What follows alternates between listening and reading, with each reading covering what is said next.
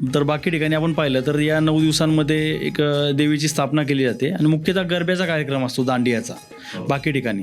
तर आपल्या इथे ते पाहायला मिळत नाही. तर आपल्या इथे अशा कोणत्या वैशिष्ट्यपूर्ण कार्यक्रमांचे आयोजन केले जाते? जसा गरबा इथे खेळला जात नाही.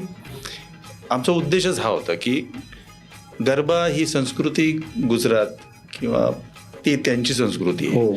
आपली संस्कृती आपण जपायला हवी ना. महाराष्ट्र आहे. हो. आणि मग महाराष्ट्राची जी संस्कृती आहे मग तिला तो कीर्तनाचा रंग आहे, तिला तो प्रवचनात सुवास आहे, हे सुद्धा गरजेचं आहे. कारण तुम्ही ही माध्यमातूनच तुम्ही दाखवू शकता किंवा ते करू शकता. हो. महाराष्ट्राची संस्कृती, महाराष्ट्राच्या लोककला ह्या लोकांपर्यंत पोहोचाव्यात, हो. त्याची त्यांना सतत ओळख राहावी यासाठीचं नियोजन असतं. तुम्ही जे बोललात ते अगदी बरोबर आहे. हो. की असं असताना आता नवरात्राचे उत्सव तुम्ही शहरामध्ये पाहतो की ते आयोजन करतात गरबा दांड्याचं आणि मग तिथे बक्षीस रेलचेल असते.